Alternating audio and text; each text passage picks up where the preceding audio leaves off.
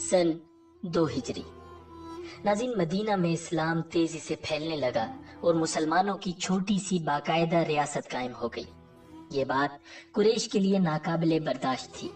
وہ دن رات یہ منصوبے بنا رہے تھے کہ کس طرح مدینہ کی اس نئی حکومت کا خاتمہ کر دیا جائے۔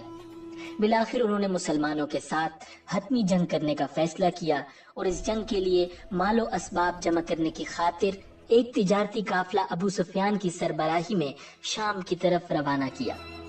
قریش نے اس قافلے میں اپنا بہت سا مال شامل کر رکھا تھا، غرض مکہ کے سبھی لوگوں نے اس میں مال شامل کیا تھا۔ ناظرین، اس قافلے کے پاس 50,000 دینار تھے، 1,000 اونٹ تھے۔ قافلے کے سردار ابو سفیان تھے، جن کے ہمراہ مزید 27 آدمی تھے۔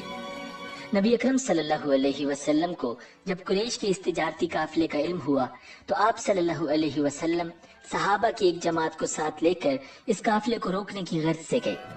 روایات کے مطابق آپ صلی اللہ علیہ وسلم کے ساتھ تقریباً 150 کے قریب صحابہ کرام تھے۔ مدینہ منورہ سے روانہ ہو کر حضور اکرم صلی اللہ علیہ وآلہ وسلم عشیرہ کے مقام تک پہنچے۔ وہاں پہنچ کر آپ صلی اللہ علیہ وسلم کو معلوم ہوا کہ قافلہ وہاں سے گزر کر شام کی طرف جا چکا ہے۔ چنانچہ حضور صلی اللہ علیہ وسلم پھر جنگ کے بغیر واپس تشریف لے آئے۔ ناظرین، چند ماہ بعد نبی اکرم صلی اللہ علیہ وسلم کو اسی قافلے کی واپسی کی اطلاع ملی۔ چونکہ آپ صلی اللہ علیہ وسلم کو معلوم تھا کہ اس سامان تجارت کا منافع مسلمانوں کے خلاف استعمال ہوگا، تو آپ صلی اللہ علیہ وسلم نے صحابہ کرام رضی اللہ تعالی عنہم کو حکم دیا، قریش کا تجارتی قافلہ آ رہا ہے، اس میں ان کا مال و دولت ہے، تم اس پر حملہ کرنے کے لیے بڑھو، ممکن ہے اللہ تمہیں اس سے فائدہ دے۔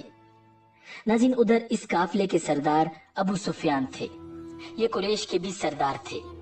ان کی عادت تھی کہ جب ان کا قافلہ حجاز کی سرزمین پر پہنچتا تو جاسوسوں کو بھیج کر راستے کی خبریں معلوم کر لیتے تھے۔ انہیں آپ صلی اللہ علیہ وسلم کا خوف بھی تھا، چنانچہ ان کے جاسوس نے بتایا کہ نبی اکرم صلی اللہ علیہ وسلم اس تجارتی قافلے کو گھیرنے کے لیے روانہ ہو چکے ہیں۔ یہ سن کر ابو سفیان خوف زدہ ہو گئے۔ انہوں نے ایک شخص کو مکہ کی طرف روانہ کیا۔ 3 دن بعد وہ شخص اونٹ پر سوار مکہ میں داخل ہوا جسے ابو سفیان نے بھیجا تھا۔ وہ مکہ کی وادی کے درمیان میں پہنچ کر اونٹ پر کھڑا ہو گیا اور پکارا، اے قریش، اپنے تجارتی قافلے کی خبر لو، تمہارا جو مال و دولت ابو سفیان لے کر آ رہے ہیں اس پر محمد صلی اللہ علیہ وسلم حملہ کرنے والے ہیں، جلدی مدد کو پہنچو۔ ناظرین، اس تجارتی قافلے میں سارے قریشیوں کا مال لگا ہوا تھا، چنانچہ سب کے سب جنگ کی تیاری کرنے لگے۔ جو مالدار تھے انہوں نے غریبوں کی مدد کی تاکہ زیادہ سے زیادہ افراد جنگ کے لیے جائیں۔ جو بڑے سردار تھے وہ لوگوں کو جنگ پر ابھارنے لگے۔ ایک سردار سہیل بن عمر نے اپنی تقریر میں کہا، اے قریشیو، کیا یہ بات تم برداشت کر لو گے کہ محمد اور ان کے بے دین ساتھی تمہارے مال اور دولت پر قبضہ کر لیں؟ لہٰذا جنگ کے لیے نکلو، جس کے پاس مال کم ہو اس کے لیے میرا مال حاضر ہے۔ اس طرح سب سردار تیار ہوئے، لیکن ابو لہب نے کوئی تیاری نہ کی۔ وہ نہایت ہی خوف زدہ ہو چکا تھا۔ وہ خود نہیں گیا، اس نے اپنی جگہ عاص بن ہشام کو 4,000 درہم دے کر جنگ کے لیے تیار کیا، یعنی وہ اس کی طرف سے چلا جائے۔ ناظرین، ادھر خوب تیاریاں ہو رہی تھیں، ادھر نبی اکرم صلی اللہ علیہ وسلم مدینہ منورہ سے روانہ ہوئے۔ مدینہ سے باہر بئر عتبہ نامی کنویں کے پاس لشکر کو پڑاؤ کا حکم فرمایا۔ آپ صلی اللہ علیہ وسلم نے صحابہ کرام رضی اللہ تعالی عنہم کو اس کنویں سے پانی پینے کا حکم دیا اور خود بھی پیا۔ یہیں آپ صلی اللہ علیہ وسلم نے حکم فرمایا، مسلمانوں کو گن لیا جائے۔ چنانچہ سب کو گنا گیا۔ آپ صلی اللہ علیہ وسلم نے سب کا معائنہ بھی فرمایا۔ گننے پر معلوم ہوا مجاہدین کی تعداد 313 ہے، لشکر میں گھوڑوں کی تعداد صرف 5 تھی۔ اونٹ 70 کے قریب تھے، اس لیے ایک ایک اونٹ 3 یا 4 آدمیوں کے حصے میں دیا گیا۔ آپ صلی اللہ علیہ وسلم کے حصے میں جو اونٹ آیا اس میں 2 اور ساتھی بھی شریک تھے۔ آپ صلی اللہ علیہ وسلم بھی اس اونٹ پر اپنی باری کے حساب سے سوار ہوتے और साथियों की बारी पर उन्हें सवार होने का हुक्म फरमाते। अगरचे वो अपनी बारी भी आप सल्लल्लाहु अलैहि वसल्लम को देने की ख्वाहिश जाहिर करते। वो कहते, ए अल्लाह के रसूल, आप सवार रहें, हम पैदल चल लेंगे। जवाब में आप सल्लल्लाहु अलैहि वसल्लम इरशाद फरमाते, तुम दोनों पैदल चलने में मुझसे ज्यादा मजबूत नहीं हो और न मैं तुम्हारे मुकाबले में अल्लाह की रहमत से बेनियाज हूँ। नाज़रीन, इस गज़वे के मौका पर नबी अकरम सल्लल्लाहु अलैहि वसल्लम ने हजरत उस्मान रज़ियल्लाहु ताला अन्हो को मदीना मुनव्वरा ही में ठहरने का हुक्म फरमाया। उसकी वजह ये थी कि उनकी जोजा मोहतरमा और आप सल्लल्लाहु अलैहि वसल्लम की बेटी सैयदा रुकैया रज़ियल्लाहु ताला अन्हा बीमार थी। आप सल्लल्लाहु अलैहि वसल्लम ने हजरत उस्मान रज़ियल्लाहु ताला अन्हो से फरमाया, तुम्हें यहाँ ठहरने का भी अजर मिलेगा और जिहाद करने का अजर भी मिलेगा। इस मौका पर आप सल्लल्लाहु अलैहि वसल्लम ने मदीना मुनव्वरा में हजरत अबू लुबाबा रज़ियल्लाहु ताला अन्हो को अपना कायम मकाम बनाया। तलहा बिन उबैद और सईद बिन जैद रज़ियल्लाहु ताला अन्हुमा को जासूसी की जिम्मेदारी सौंपी ताकि ये दोनों लश्कर से आगे जाकर कुरैश के तिजारती काफिले की खबर लाएं। नाज़रीन, नबी अकरम सल्लल्लाहु अलैहि वसल्लम ने उन्हें मदीना मुनव्वरा ही से रवाना फरमा दिया था। रौहा के मकाम से इस्लामी लश्कर आगे रवाना हुआ। अर्कज़बिया के मकाम पर एक देहाती मिला, उससे दुश्मन के बारे में कुछ मालूम न हो सका। अब लश्कर फिर आगे बढ़ा। इस तरह इस्लामी लश्कर जफरान की वादी तक पहुंच गया। उस जगह आप सल्लल्लाहु अलैहि वसल्लम को इत्तला मिली कि कुरैश मक्का एक लश्कर लेकर अपने काफिले को बचाने के लिए मक्का से कूच कर चुके हैं। आप सल्लल्लाहु अलैहि वसल्लम ने ये इत्तला मिलने पर तमाम लश्कर को एक जगह जमा फरमाया और उनसे मशवरा किया, क्योंकि मदीना मुनव्वरा से मुसलमान सिर्फ एक तिजारती काफिले को रोकने के लिए रवाना हुए थे, किसी बाकायदा लश्कर के मुकाबले के लिए नहीं निकले थे। इस पर सहाबा किराम रज़ियल्लाहु ताला अन्हुम ने बारी बारी अपनी राय दी। हजरत मिक़दाद रज़ियल्लाहु ताला अन्हु ने अर्ज किया, ए अल्लाह के रसूल, आपको अल्लाह ताला ने हुक्म फरमाया है, इसके मुताबिक अमल फरमाइए, हम आपके साथ हैं। अल्लाह की कसम, हम उस तरह नहीं कहेंगे जिस तरह मूसा अलैहिस्सलाम को बनी इसराइल ने कहा था कि आप और आपका रब जाकर लड़ लीजिए, हम तो यहीं बैठे रहेंगे। बल्कि हम तो ये कहते हैं कि हम आपके साथ हैं, हम आपके आगे पीछे और दाएं बाएं लड़ेंगे, आखिरी दम तक लड़ेंगे। हजरत मिक़दाद रज़ियल्लाहु ताला अन्हो की तकरीर सुनकर आप सल्लल्लाहु अलैहि वसल्लम का चेहरा खुशी से दमकने लगा। आप सल्लल्लाहु अलैहि वसल्लम मुस्कुराने लगे। हजरत मिक़दाद रज़ियल्लाहु ताला अन्हो को दुआ दी। नाज़रीन, हजरत अबू बकर सिद्दीक और हजरत उमर रज़ियल्लाहु ताला अन्हुमा ने भी तकारीर की। उनकी तकारीर के बाद नबी अकरम सल्लल्लाहु अलैहि वसल्लम ने अंसारी हज़रात की तरफ देखा, क्योंकि अभी तक उनमें से कोई खड़ा नहीं हुआ था। अब अंसारी भी आप सल्लल्लाहु अलैहि वसल्लम का इशारा समझ गए। चुनांचे हजरत साद बिन मुआज़ रज़ियल्लाहु ताला अन्हु उठे और अर्ज किया, ए अल्लाह के रसूल, शायद आपका इशारा हमारी तरफ है, तो अर्ज है कि हम ईमान ला चुके हैं, आपकी तस्दीक कर चुके हैं और गवाही दे चुके हैं। हम हर हाल में आपका हुक्म मानेंगे और फर्माबरदारी करेंगे। उनकी तकरीर सुनकर आप सल्लल्लाहु अलैहि वसल्लम के चेहरे पर खुशी के आसार जाहिर हुए। चुनांचे आप सल्लल्लाहु अलैहि वसल्लम ने फरमाया, अब उठो, कूच करो, तुम्हारे लिए खुशखबरी है, अल्लाह ताला ने मुझसे वादा फरमाया है कि वो हमें फतह देगा। नाज़रीन, ज़फ़रान की वादी से रवाना होकर आप सल्लल्लाहु अलैहि वसल्लम बदर के मकाम पर पहुंचे। उस वक्त तक कुरैशी लश्कर भी बद्र के करीब पहुंच चुका था। आप सल्लल्लाहु अलैहि वसल्लम ने हजरत अली रज़ियल्लाहु ताला अन्हो को कुरैश के लश्कर की खबरें मालूम करने के लिए भेजा। उन्हें 2 माशकी यानी पानी भरने वाले मिले। वो कुरैशी लश्कर के माशकी थे। उन दोनों से लश्कर के बारे में काफी मालूमात हासिल हुई। उन्होंने लश्कर में शामिल बड़े बड़े सरदारों के नाम भी बता दिए। इस पर हुजूर नबी अकरम सल्लल्लाहु अलैहि वसल्लम ने अपने सहाबा रज़ियल्लाहु ताला अन्हु से फरमाया, मक्का ने अपना दिल और जिगर निकाल कर तुम्हारे मुकाबले के लिए भेजे हैं, यानी अपने तमाम मुअज़्ज़िज़ और बड़े बड़े लोग भेज दिए हैं। नाज़रीन, इसी दौरान अबू सुफियान काफिले का रास्ता बदल चुके थे और इस तरह उनका काफिला बच गया, जबकि इस काफिले को बचाने के लिए जो लश्कर आया था, इससे इस्लामी लश्कर का आमना सामना हो गया। ادھر ابو سفیان نے جب دیکھا کہ قافلہ تو اب بچ گیا ہے، اس لیے انہوں نے ابو جہل کو پیغام بھیجا کہ واپس مکہ کی طرف لوٹ چلو، کیونکہ ہم اسلامی لشکر سے بچ کر نکل آئے ہیں۔ لیکن ابو جہل نے واپس جانے سے انکار کر دیا۔ قریشی لشکر نے بدر کے مقام پر اس جگہ پڑاؤ ڈالا جس جگہ پانی نزدیک تھا۔ دوسری طرف اسلامی لشکر نے جس جگہ پڑاؤ ڈالا پانی وہاں سے فاصلے پر تھا۔ اس سے مسلمانوں کو پریشانی ہوئی۔ تب اللہ تعالیٰ نے وہاں بارش برسا دی اور ان کی پانی کی تکلیف رفع ہو گئی۔ ناظرین، جبکہ اسی بارش کی وجہ سے کافر نہایت پریشان ہوئے، وہ اپنے پڑاؤ سے نکلنے کے قابل نہ رہے۔ مطلب یہ کہ بارش مسلمانوں کے لیے رحمت اور کافروں کے لیے زحمت ثابت ہوئی۔ ناظرین، صبح ہوئی تو اللہ کے رسول صلی اللہ علیہ وسلم نے اعلان فرمایا، لوگوں نماز کے لیے تیار ہو جاؤ۔ چنانچہ صبح کی نماز ادا کی گئی۔ پھر جب آپ صلی اللہ علیہ وسلم نے صحابہ کرام رضی اللہ تعالی عنہم کو خطبہ دیا، آپ صلی اللہ علیہ وسلم نے ارشاد فرمایا، میں تمہیں ایسی بات کے لیے ابھارتا ہوں جس کے لیے تمہیں اللہ نے ابھارا ہے۔ تنگی اور سختی کے موقعوں پر صبر کرنے سے اللہ تعالیٰ تمام تکالیف سے بچا لیتا ہے اور تمام غموں سے نجات عطا فرماتا ہے۔ اب آپ صلی اللہ علیہ وسلم لشکر کو لے کر آگے بڑھے اور قریش سے پہلے پانی کے قریب پہنچ گئے۔ ناظرین، مقام بدر پر پانی کا چشمہ تھا۔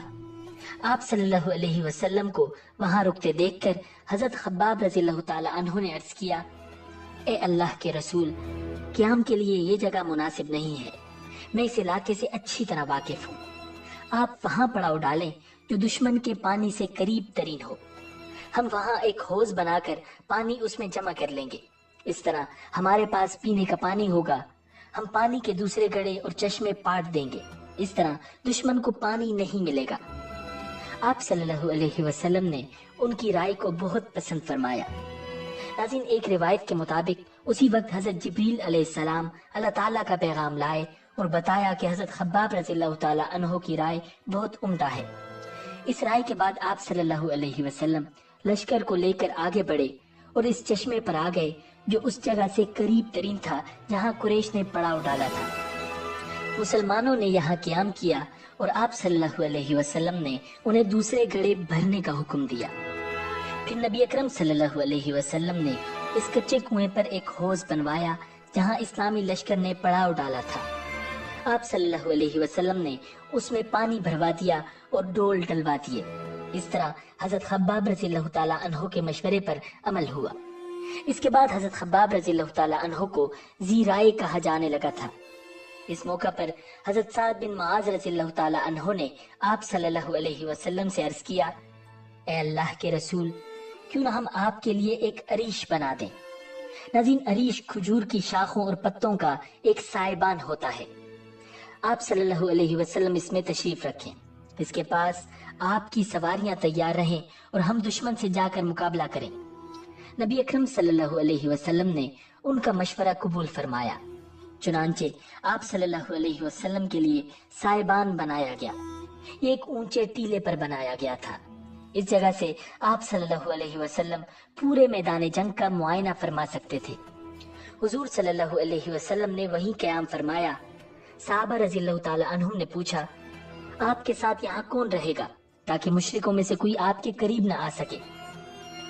حضرت علی رضی اللہ تعالی عنہ کہنے لگے، اللہ کی قسم، یہ سن کر ہم میں سے ابو بکر صدیق رضی اللہ تعالی عنہ آگے بڑھے اور اپنی تلوار کا سایہ آپ صلی اللہ علیہ وسلم کے سر پر کرتے ہوئے بولے، جو شخص بھی آپ کی طرف بڑھنے کی جرت کرے گا اسے پہلے اس تلوار سے نمٹنا پڑے گا۔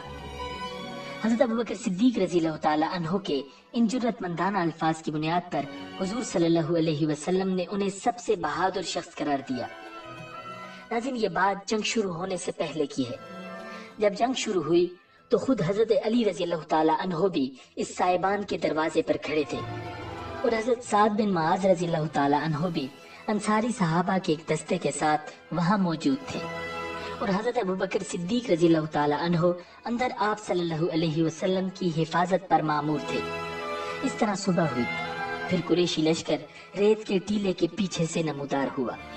اس سے پہلے حضور صلی اللہ علیہ وسلم نے کچھ مشرکوں کے نام لے لے کر فرمایا کہ فلاں اس جگہ قتل ہوگا، فلاں اس جگہ قتل ہوگا۔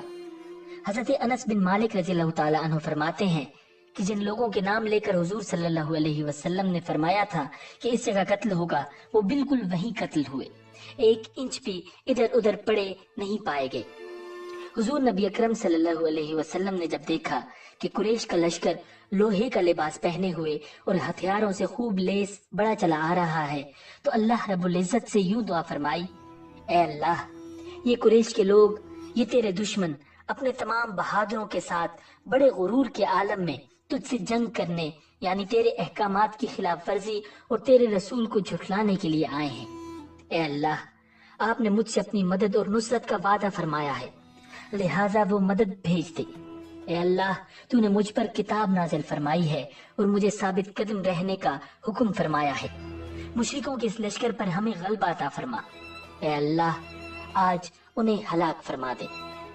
ناظرین، ایک اور روایت میں آپ صلی اللہ علیہ وسلم کی دعا میں یہ الفاظ بھی آئے ہیں، اے اللہ، اس امت کے فرعون ابو جہل کو کہیں پناہ نہ دے اور ٹھکانہ نہ دے۔ جب قریشی لشکر ٹھہر گیا تو انہوں نے عمیر بن وہب رضی اللہ تعالی عنہ کو جاسوسی کے لیے بھیجا۔ یہ عمیر بن وہب رضی اللہ تعالی عنہ بعد میں مسلمان ہو گئے تھے اور بہت اچھے مسلمان ثابت ہوئے تھے۔ آپ صلی اللہ علیہ وسلم کے ساتھ غزوہ احد میں شریک ہوئے تھے۔ قریش نے عمیر سے کہا، جا کر محمد کے لشکر کی تعداد معلوم کرو اور ہمیں خبر دو۔ عمیر رضی اللہ تعالی عنہ اپنے گھوڑے پر سوار ہو کر نکلے۔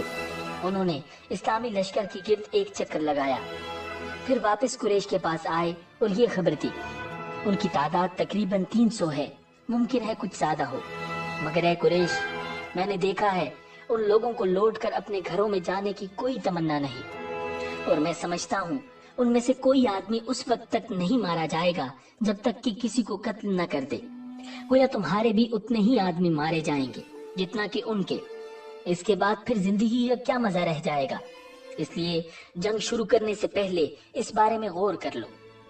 ان کی بات سن کر کچھ لوگوں نے ابو جہل سے کہا، جنگ کے ارادے سے باز آ جاؤ اور واپس چلو، بھلائی اسی میں ہے۔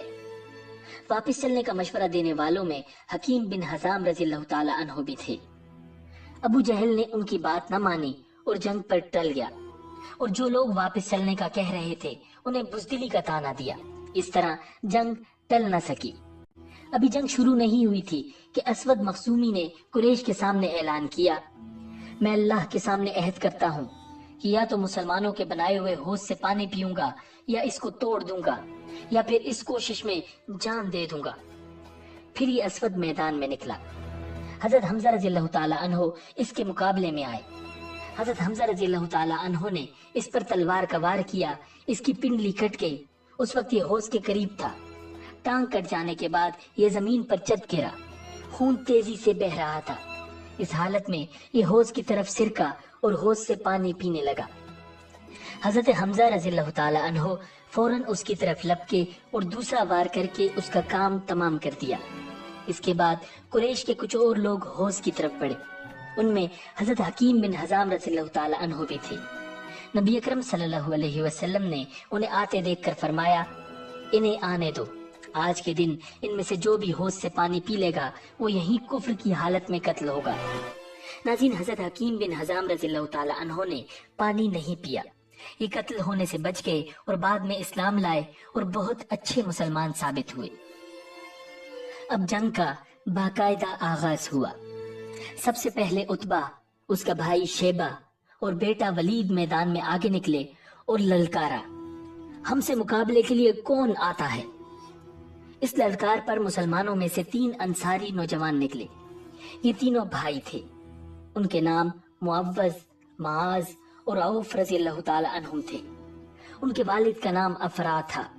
ان تینوں نوجوانوں کو دیکھ کر عتبہ نے پوچھا، تم کون ہو؟ انہوں نے جواب دیا، ہم انصاری ہیں۔ اس پر عتبہ نے کہا، تم ہمارے برابر کے نہیں، ہمارے مقابلے میں مہاجرین میں سے کسی کو بھیجو، ہم اپنی قوم کے آدمیوں سے مقابلہ کریں گے۔ اس پر نبی اکرم صلی اللہ علیہ وسلم نے انہیں واپس آنے کا حکم فرمایا۔ یہ تینوں اپنی صفوں میں واپس آ گئے۔ آپ صلی اللہ علیہ وسلم نے ان کی تعریف فرمائی اور انہیں شاباش دی۔ اب آپ صلی اللہ علیہ وسلم نے حکم فرمایا، اے عبیدہ بن حارث اٹھو، اے حمزہ اٹھو، اے علی اٹھو۔ یہ تینوں فوراً اپنی صفوں میں سے نکل کر ان تینوں کے سامنے پہنچ گئے۔ ان میں عبیدہ بن حارث رضی اللہ تعالی عنہ زیادہ عمر کے تھے اور بوڑھے تھے۔ ان کا مقابلہ عتبہ بن ربیعہ سے ہوا۔ حضرت حمزہ رضی اللہ تعالی عنہ کا مقابلہ شیبہ سے ہوا، اور حضرت علی رضی اللہ تعالی عنہ کا مقابلہ ولید سے ہوا۔ حضرت حمزہ رضی اللہ تعالی عنہ نے شیبہ کو وار کرنے کا موقع ہی نہ دیا اور ایک ہی وار میں اس کا کام تمام کر دیا۔ اسی طرح حضرت علی رضی اللہ تعالی عنہ نے ایک ہی وار میں ولید کا کام تمام کر دیا۔ البتہ عبیدہ بن حارث رضی اللہ تعالی عنہ اور عتبہ کے درمیان تلواروں کے وار شروع ہو گئے۔ دونوں کے درمیان کچھ دیر تک تلواروں کے وار ہوتے رہے، یہاں تک کہ دونوں زخمی ہو گئے۔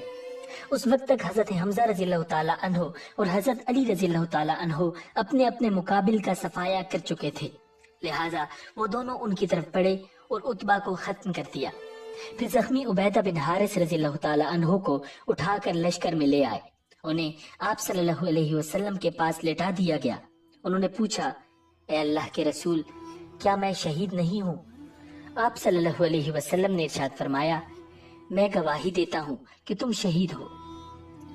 اس کے بعد صفرا کے مقام پر حضرت عبیدہ بن حارث رضی اللہ تعالی عنہ کا انتقال ہو گیا۔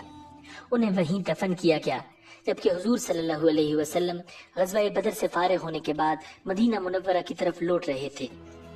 ناظرین، جنگ بدر سے پہلے نبی اکرم صلی اللہ علیہ وسلم نے صحابہ رضی اللہ تعالی عنہم کی صفوں کو ایک نیزے کے ذریعے سیدھا کیا تھا۔ ناظرین، پھر جب آپ صلی اللہ علیہ وسلم نے صفوں کو سیدھا کر دیا تو ارشاد فرمایا، جب دشمن قریب آ جائے تو انہیں تیروں سے پیچھے ہٹانا، اور اپنے تیر اس وقت تک نہ چلاؤ جب تک وہ نزدیک نہ آ جائیں۔ اسی طرح تلواریں بھی اس وقت تک نہ سونتنا جب تک کہ دشمن بالکل قریب نہ آ جائے۔ اس کے بعد آپ صلی اللہ علیہ وسلم نے صحابہ کرام رضی اللہ تعالی عنہم کو یہ خطبہ دیا، مصیبت کے وقت صبر کرنے سے اللہ تعالیٰ پریشانیاں دور فرماتے ہیں اور غموں سے نجات عطا فرماتے ہیں۔ پھر آپ صلی اللہ علیہ وسلم اپنے صاحبان میں تشریف لے گئے۔ اس وقت حضرت ابوبکر صدیق رضی اللہ تعالی عنہ آپ کے ساتھ تھے۔ صاحبان کے دروازے پر حضرت سعد بن معاذ رضی اللہ تعالی عنہ کچھ انصاری مسلمانوں کے ساتھ ننگی تلواریں لیے کھڑے تھے تاکہ دشمن کو نبی اکرم صلی اللہ علیہ وسلم کی طرف بڑھنے سے روک سکیں۔ آپ صلی اللہ علیہ وسلم کے لیے وہاں سواریاں بھی موجود تھیں تاکہ ضرورت کے وقت آپ سوار ہو سکیں۔ ناظرین، مسلمانوں میں سب سے پہلے مہجہ رضی اللہ تعالی عنہ آگے بڑھے۔ یہ حضرت عمر رضی اللہ تعالی عنہ کے غلام تھے۔ عامر بن حضرمی نے انہیں تیر مار کر شہید کر دیا۔ ادھر نبی اکرم صلی اللہ علیہ وسلم اپنے صاحبان میں اللہ تعالیٰ کے حضور سجدے میں گرے یوں دعا فرما رہے تھے، اے اللہ، اگر آج مومنوں کی جماعت ہلاک ہو گئی تو پھر تیری عبادت کرنے والا کوئی نہیں رہے گا۔ پھر حضور صلی اللہ علیہ وسلم اپنے صاحبان سے نکل کر صحابہ کے درمیان تشریف لائے اور انہیں جنگ پر ابھارنے کے لیے فرمایا، قسم ہے اس ذات کی جس کے قبضے میں میری جان ہے، جو شخص بھی آج ان مشرکوں کے مقابلے میں صبر اور ہمت کے ساتھ لڑے گا، ان کے سامنے سینہ تانے جمع رہے گا اور پیٹھ نہیں پھیرے گا، اللہ تعالیٰ اسے جنت میں داخل کرے گا۔ حضرت عمیر بن حمام رضی اللہ تعالی عنہ اس وقت کھجوریں کھا رہے تھے کہ الفاظ سن کر کھجوریں ہاتھ سے گرا دیں اور بولے، واہ واہ، تو میرے اور جنت کے درمیان صرف اتنا فاصلہ ہے کہ ان کافروں میں سے کوئی مجھے قتل کر دے۔ یہ کہتے ہی تلوار سونت کر دشمنوں سے بھڑ گئے اور لڑتے لڑتے شہید ہو گئے۔ ناظرین، حضرت عوف بن افرا رضی اللہ تعالی عنہ نے آپ صلی اللہ علیہ وسلم سے پوچھا، اللہ کے رسول، بندے کے کس عمل پر اللہ کو ہنسی آتی ہے، یعنی اس کے کون سے عمل سے اللہ تعالیٰ خوش ہوتے ہیں؟ جواب میں آپ صلی اللہ علیہ وسلم نے ارشاد فرمایا، جب کوئی مجاہد ذرا بکتر پہنے بغیر دشمن پر حملہ آور ہو۔ یہ سنتے ہی انہوں نے اپنے جسم پر سے ذرا بکتر اتار کر پھینک دی اور تلوار سونت کر دشمن پر ٹوٹ پڑے، یہاں تک کہ لڑتے لڑتے شہید ہو گئے۔ ناظرین، حضرت معبد بن وہب رضی اللہ تعالی عنہ دونوں ہاتھوں میں تلوار لے کر جنگ میں شریک ہوئے۔ یہ نبی اکرم صلی اللہ علیہ وسلم کے ہم زلف تھے، یعنی ام المؤمنین حضرت سودا رضی اللہ تعالی عنہ کی بہن کے خامند تھے۔ جنگ کے دوران حضور صلی اللہ علیہ وسلم نے ایک مٹھی کنکریوں کی اٹھائی اور مشرکوں پر پھینک دی۔ ایسا کرنے کے لیے حضور صلی اللہ علیہ وسلم کو حضرت جبریل علیہ السلام نے کہا تھا۔ کنکریوں کو مٹھی میں پھینکتے وقت حضور صلی اللہ علیہ وسلم نے ارشاد فرمایا، یہ چہرے خراب ہو جائیں۔ ناظرین، ایک روایت کے مطابق یہ الفاظ آئے ہیں، اے اللہ ان کے دلوں کو خوف سے بھر دے، ان کے پاؤں اکھاڑ دے۔ اللہ کے حکم پر حضور صلی اللہ علیہ وسلم کی دعا سے کوئی کافر ایسا نہ بچا جس پر وہ کنکریاں نہ پڑی ہوں۔ ان کنکریوں نے کافروں کو بدحواس کر دیا تھا۔ آخر نتیجہ یہ نکلا کہ وہ شکست کھا کر بھاگے۔ مسلمان ان کا پیچھا کرنے لگے، انہیں قتل اور گرفتار کرنے لگے۔ کنکریوں کی مٹھی کے بارے میں اللہ تعالیٰ نے قرآن کریم میں ارشاد فرمایا، وَمَا رَمَيْتَ إِذْ رَمَيْتَ وَلَكِنَّ اللَّهَ رَمَى، اور اے نبی کنکریوں کی مٹھی آپ نے نہیں بلکہ ہم نے پھینکی تھی۔ نبی اکرم صلی اللہ علیہ وسلم نے کافروں کی شکست کھا جانے کے بعد اعلان فرمایا، مسلمانوں نے جس کافر کو مارا ہے اس کا سامان اسی مسلمان کا ہے، اور جس مسلمان نے جس کافر کو گرفتار کیا وہ اسی مسلمان کا قیدی ہے۔ وہ کافر جو بھاگ کر نہ جا سکے انہیں گرفتار کر لیا گیا۔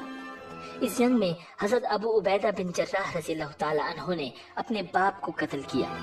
پہلے خود باپ نے بیٹے پر وار کیا تھا، لیکن یہ وار حضرت ابو عبیدہ رضی اللہ تعالی عنہ بچا گئے اور خود اس پر وار کیا، جس سے وہ مارا گیا۔ اس پر اللہ تعالیٰ نے سورہ مجادلہ میں یہ آیت نازل فرمائی، جس کا ترجمہ ہے، جو لوگ اللہ پر اور قیامت کے دن پر پورا ایمان رکھتے ہیں، آپ انہیں نہ دیکھیں گے کہ ایسے شخصوں سے دوستی رکھتے ہیں جو اللہ اور اس کے رسول کے خلاف ہیں، اگرچہ وہ ان کے بیٹے یا بھائی یا خاندان میں سے کیوں نہ ہو۔ ناظرین، اس جنگ میں حضرت عبد الرحمن بن عوف رضی اللہ تعالی عنہ نے امیہ بن خلف اور اس کے بیٹے کو قیدی بنا لیا۔ اسلام سے پہلے مکہ میں یہ شخص حضرت عبد الرحمن بن عوف رضی اللہ تعالی عنہ کا دوست رہا تھا، اور یہی وہ امیہ بن خلف تھا جو حضرت بلال رضی اللہ تعالی عنہ پر بے تحاشا ظلم کرتا رہا تھا۔ حضرت عبد الرحمن بن عوف رضی اللہ تعالی عنہ ان دونوں کو لیے میدان جنگ سے گزر رہے تھے کہ حضرت بلال رضی اللہ تعالی عنہ کی نظر امیہ بن خلف پر پڑ گئی۔ حضرت بلال رضی اللہ تعالی عنہ اسے دیکھ کر بلند آواز میں پکارے، کافروں کا سردار امیہ بن خلف یہ رہا، اگر امیہ بچ گیا تو سمجھو میں نہیں بچا۔ حضرت عبد الرحمن بن عوف رضی اللہ تعالی عنہ کو امیہ اپنے بیٹے کے ساتھ ادھر ادھر بھاگتا نظر آیا تھا۔ حضرت عبد الرحمن بن عوف رضی اللہ تعالی عنہ کے ہاتھ میں کئی زرہیں تھی، یہ مال غنیمت میدان جنگ سے ملا تھا، لیکن جو ہی انہیں امیہ اور اس کا بیٹا نظر آیا تھا انہوں نے زرہیں گرا دی اور ان دونوں کو پکڑ لیا۔ اس طرح یہ دونوں اب ان کے قیدی بن گئے۔ یہ انہیں لیے جا رہے تھے کہ حضرت بلال رضی اللہ تعالی عنہ نے انہیں دیکھ لیا اور پکارنے لگے، یہ رہا امیہ بن خلف۔ حضرت بلال رضی اللہ تعالی عنہ کے الفاظ سنتے ہی حضرت عبد الرحمن بن عوف رضی اللہ تعالی عنہ نے کہا، لیکن یہ دونوں اب میرے قیدی ہیں۔ حضرت بلال رضی اللہ تعالی عنہ نے پھر وہی الفاظ کہے، اگر آج امیہ بچ گیا تو سمجھو میں نہیں بچا۔ ساتھ ہی حضرت بلال رضی اللہ تعالی عنہ نے لوگوں کو پکارا، اے انصاریو، اے اللہ کے مددگارو، یہ کافروں کا امیہ بن خلف ہے، اگر یہ بچ گیا تو سمجھو میں نہیں بچا۔ یہ سن کر انصاری ان کی طرف دوڑ پڑے، انہوں نے چاروں طرف سے انہیں گھیر لیا۔ حضرت بلال رضی اللہ تعالی عنہ نے تلوار کھینچ لی اور اس پر وار کیا۔ حضرت عبد الرحمن بن عوف رضی اللہ تعالی عنہ نے امیہ کو بچانے کے لیے اس کے بیٹے کو آگے کر دیا۔ امیہ جاہلیت کے زمانے میں ان کا دوست تھا، اسی دوستی کے ناطے حضرت عبد الرحمن بن عوف رضی اللہ تعالی عنہ اسے قتل ہونے سے بچانا چاہتے تھے۔ ادھر حضرت بلال رضی اللہ تعالی عنہ پر اس کے قتل کی پوری دھن سوار تھی۔ حضرت بلال رضی اللہ تعالی عنہ کی تلوار امیہ کے بیٹے کو لگی اور وہ زخمی ہو کر گرا۔ اسے گرتا دیکھ کر امیہ بھیانک انداز میں چیخا۔ یہ چیخ حد درجے خوفناک اور ہولناک تھی۔ ساتھ ہی تلواریں بلند ہوئیں اور امیہ کے جسم میں اتر گئیں۔ امیہ کو بچانے کے سلسلے میں حضرت عبد الرحمن بن عوف رضی اللہ تعالی عنہ خود بھی معمولی سے زخمی ہوئے۔ وہ کہا کرتے تھے، اللہ تعالیٰ بلال پر رحم فرمائے، میرے حصے میں نہ زرہیں آئیں نہ قیدی۔ اس کے بعد رسول اللہ صلی اللہ علیہ وسلم نے حکم دیا، قتل ہونے والے کافروں میں ابو جہل کی لاش کو تلاش کیا جائے۔ ناظرین، ابو جہل نے جنگ شروع ہونے سے پہلے کہا تھا، اے اللہ، دونوں دینوں یعنی اسلام اور کفار کے خود ساختہ دین میں سے جو دین تیرے نزدیک افضل اور پسندیدہ ہو اسی کی مدد فرما اور نصرت فرما۔ حضرت معاذ رضی اللہ تعالیٰ عنہ جو اس جنگ کے دوران کم سن صحابہ میں شمار ہوتے تھے، کہتے ہیں کہ جنگ کے دوران میں نے دیکھا کہ ابو جہل کو اس کے بہت سے ساتھی حفاظت کے لیے گھیرے میں لیے ہوئے ہیں، اور وہ کہہ رہے تھے، اے ابو الحکم، تم تک کوئی نہیں پہنچ پائے گا۔ جب میں نے ان کی یہ بات سنی تو ابو جہل کی طرف بڑھا اور اس پر تلوار کا ایک ہاتھ مارا۔ اس وار سے اس کی پنڈلی کٹ گئی۔ ابو جہل کے بیٹے حضرت اکرمہ رضی اللہ تعالیٰ عنہ باپ کی مدد کے لیے بڑھے۔ ناظرین، یہ حضرت اکرمہ رضی اللہ تعالیٰ عنہ فتح مکہ کے موقع پر مسلمان ہوئے تھے۔ انہوں نے مجھ سے تلوار کا وار کیا، اس سے میرا بازو کٹ گیا، صرف تھوڑی سی کھال کے ساتھ بازو اٹکا رہ گیا۔ میں جنگ میں مصروف رہا، لیکن لٹکنے والے ہاتھ کی وجہ سے لڑنا مشکل ہو رہا تھا۔ میں تمام دن لڑتا رہا اور وہ بازو لٹکتا رہا۔ آخر جب اس کی وجہ سے رکاوٹ زیادہ ہونے لگی تو میں نے اپنا پاؤں اس پر رکھ کر جھٹکا دیا، اس سے وہ کھال بھی کٹ گئی۔ میں نے اپنے بازو کو اٹھا کر پھینک دیا۔ ابو جہل زخمی حالت میں تھا کہ اس دوران اس کے پاس معوذ رضی اللہ تعالیٰ عنہ گزرے۔ انہوں نے اس پر وار کیا، اس وار سے وہ گر گیا اور وہ اسے مردہ سمجھ کر آگے بڑھ گئے، لیکن وہ ابھی بھی زندہ تھا۔ حضرت معوذ رضی اللہ تعالیٰ عنہ جنگ کرتے آگے بڑھتے چلے گئے، یہاں تک کہ شہید ہو گئے۔ اتنے میں زخموں سے چور ابو جہل کے پاس حضرت عبداللہ بن مسعود رضی اللہ تعالیٰ عنہ کا گزر ہوا۔ انہوں نے اپنا پیر اس کی گردن پر رکھ کر کہا، اے خدا کے دشمن، کیا تجھے خدا نے رسوا نہیں کر دیا؟ اس کے بعد حضرت عبداللہ بن مسعود رضی اللہ تعالیٰ عنہ نے اس کا سر تن سے جدا کر دیا۔ پھر حضور نبی اکرم صلی اللہ علیہ وسلم کی خدمت میں حاضر ہوئے اور عرض کیا، اے اللہ کے رسول، میں نے ابو جہل کو قتل کیا ہے۔ آپ صلی اللہ علیہ وسلم نے ارشاد فرمایا، برتری اسی ذات باری تعالیٰ کی ہے جس کے سوا کوئی معبود نہیں۔ آپ صلی اللہ علیہ وسلم نے یہ کلمہ 3 بار ارشاد فرمایا۔ پھر آپ صلی اللہ علیہ وسلم نے ابو جہل کی تلوار حضرت عبداللہ بن مسعود رضی اللہ تعالیٰ عنہ کو عطا فرما دی۔ اس خوبصورت اور قیمتی تلوار پر چاندی کا کام کیا گیا تھا۔ بدر کی جنگ میں اللہ تعالیٰ نے فرشتوں کے ذریعے بھی مدد فرمائی تھی۔ اس روز حضرت زبیر بن عوام رضی اللہ تعالیٰ عنہ نے نہایت سرفروشی سے جنگ کی۔ ان کے جسم پر بہت بڑے بڑے زخم آئے۔ ناظرین، اب آپ صلی اللہ علیہ وسلم نے حکم فرمایا کہ مشرکوں کی لاشوں کو ان جگہوں سے اٹھا لایا جائے جہاں جہاں ان کے قتل ہونے کی نشاندہی کی تھی۔ حضرت عمر رضی اللہ تعالیٰ عنہ فرماتے ہیں کہ نبی اکرم صلی اللہ علیہ وسلم نے جنگ سے ایک دن پہلے ہی ہمیں بتا دیا تھا کہ انشاءاللہ کل یہ عتبہ بن ربیعہ کی قتل کی جگہ ہوگی، یہ شیبہ بن ربیعہ کی قتل کی جگہ ہوگی، یہ امیہ بن خلف کی قتل کی جگہ ہوگی۔ آپ صلی اللہ علیہ وسلم نے اپنے دست مبارک سے ان جگہوں کی نشاندہی فرمائی تھی۔ اب جب لاشیں جمع کرنے کا حکم ملا اور صحابہ کرام لاشوں کی تلاش میں نکلے تو کافروں کی لاشیں بالکل انہی جگہوں پر پڑی ملی۔ نبی اکرم صلی اللہ علیہ وسلم نے ان تمام لاشوں کو ایک گڑھے میں ڈالنے کا حکم فرمایا۔